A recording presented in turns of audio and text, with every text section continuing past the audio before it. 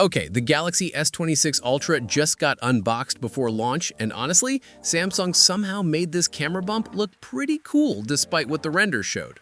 YouTuber Sahil Karul secured a Galaxy S26 Ultra from a Dubai retailer ahead of the February 25th Unpacked event.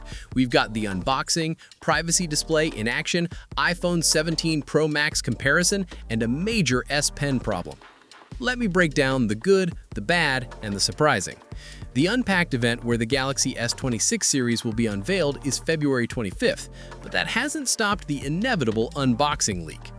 As expected, the Galaxy S26 Ultra now features a camera island, and the retail box has also been redesigned to reflect the change. Karul acquired his unit from a retailer in Dubai who already has the device in stock. Sharing photos of the device in white, Karul posed the Galaxy S26 Ultra alongside several flagships, including the iPhone 17 Pro Max.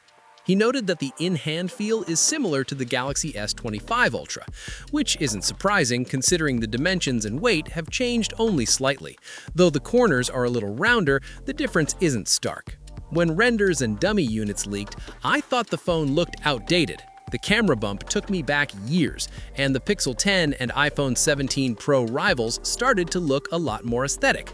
But now that I've seen one in action, even if it's on video, I admit Samsung still managed to deliver a decent-looking flagship phone. Here's the thing, renders did not do it justice. The camera bump isn't nearly as protrusive as it first appeared. Yes, it does jut out quite a fair bit, but it doesn't look unsightly.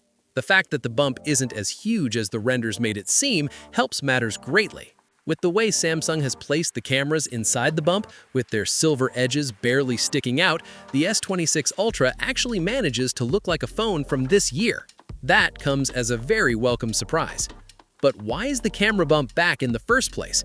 The Galaxy S25 Ultra looked great with just the embedded cameras. Then reports came in about how the S26 Ultra would have even rounder edges. And it does. In fact, Samsung has had to change the design of the S Pen so it sits flush with the phone's chassis. However, the phone still doesn't look as round as the iPhone 17 series. Fortunately, the S26 Ultra still manages to cling on to its Galaxy identity. The Galaxy S26 Ultra has an elegant and polished design. Users will likely grow to appreciate the softer corners over time, even if the change isn't immediately noticeable. But here's where things get problematic. Samsung has increased the Galaxy S26 Ultra corner curvature, which ends up making S Pen insertion trickier than the S25 Ultra. The hands-on footage shows Karul correcting an earlier mistake. The stylus must be inserted tip down with precision. The dramatically rounded bottom corners reject anything less. This is a cost of the design overhaul. On the Galaxy S25 Ultra, the slot was forgiving. Users could slide the S Pen in from either orientation without thinking. Muscle memory handled the rest. The S26 Ultra is far less tolerant.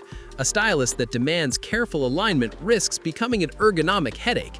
Notably, the design shift came before rumors that the S27 Ultra could ditch a stylus compartment entirely.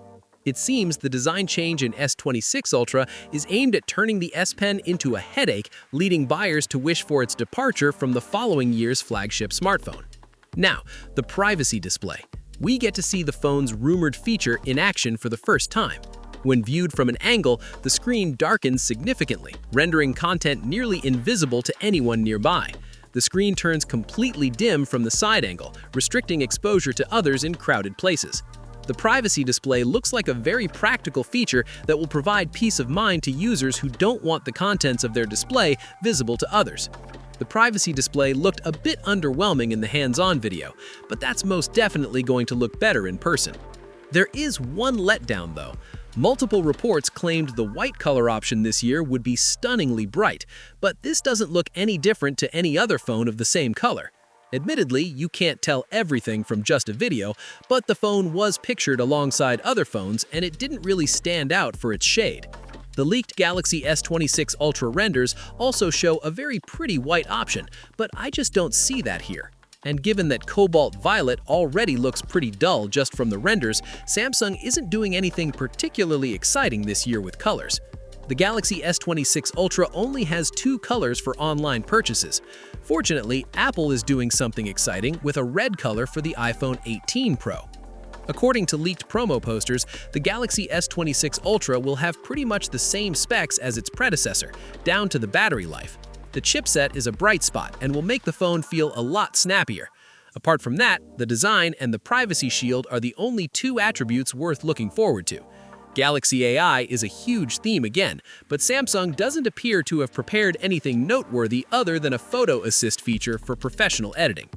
I'm just glad the Galaxy S26 Ultra doesn't look like it's from 2020 or something, but I'd still prefer if Samsung ditched the camera island again, especially if it's considering bringing back the variable aperture on the Galaxy S27 Ultra.